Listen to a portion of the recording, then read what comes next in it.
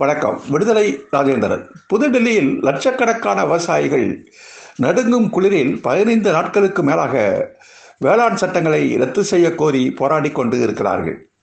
மோடி அவர்களோடு பேச்சுவார்த்தை நடத்துவதற்கு கூட தயாராக இல்லை. ஆனால் 971 கோடி ரூபாய் செலவில் புதிய நாடாளுமன்றத்திற்கான அடிக்கல் நாட்டும் பூஜையில் நேற்று அவர் பங்கேற்று இருக்கிறார். சிருங்கேரி மடத்தைச் சேர்ந்த சங்கராச்சாரி இதற்காக 6 வேத பண்டிதர்களை வேத மந்திரம் முழங்கி அடிக்கல் நாட்டுவதற்காக டெல்லிக்கு அனுப்பி வைத்திருக்கிறார். அந்த புனித சடங்குகளோடு இந்த பூமி பூஜை நடத்தப்பட்டு இருக்கிறது. இந்த புதிய கட்டிடத்தை கட்டக்கூடாது என்று உச்சநீதிமன்றத்தில் வழக்கும் இருக்கிறது. உச்சநீதிமன்றம் அடிக்கல் வேண்டுமானால் நட்டுக்கொள்ளுங்கள் என்று அனுமதித்ததை பயன்படுத்தி கொண்டு அவசரமாக இந்த அடிக்கல் நாட்டு விழாவை வைதீக சடங்குகளுடன் நடத்தி முடித்திருக்கிறார் பிரதமர் மோடி.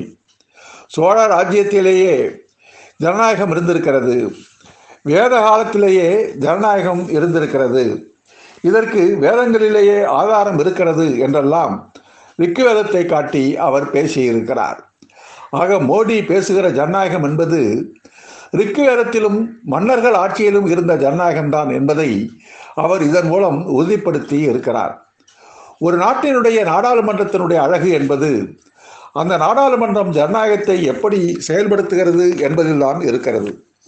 பெரும்பான்மை பலத்துடன் ஆட்சிக்கு வந்த மோடி எதிர்க்கட்சிகளுடைய கருத்துக்களை மதிக்காமல் அவசரமாக சட்டங்களை நிறைவேற்றி கொண்டே இருக்கிறார்.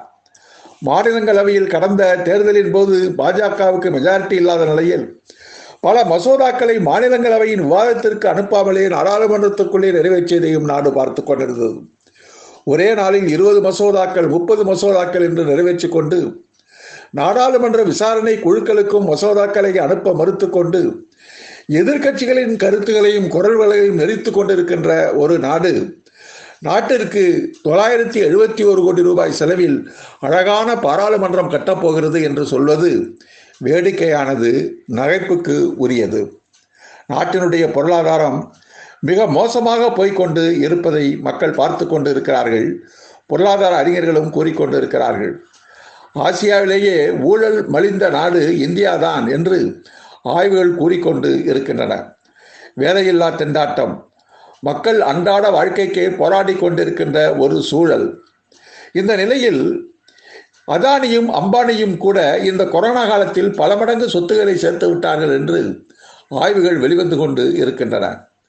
மக்களுடைய அடிப்படை பிரச்சனைகளுக்கு முகம் கொடுக்காமல் நாடு கடும் பொருளாதார நெருக்கடியில் சிக்கிக் கொண்டிருக்கின்ற ஒரு சூழலில் விவசாயிகள் போராட்டம், தொழிலாளர்கள் போராட்டம் என்று பல்வேறு தரப்பட்ட மக்களும் போராடி கொண்டிருக்கின்ற ஒரு நிலையில் 971 கோடி ரூபாய்க்கு புதிய நாடாளுமன்றத்திற்கு வேத மந்திரங்களுடன் பூஜை நடத்தி கொண்டிருக்கிறார் மோடி.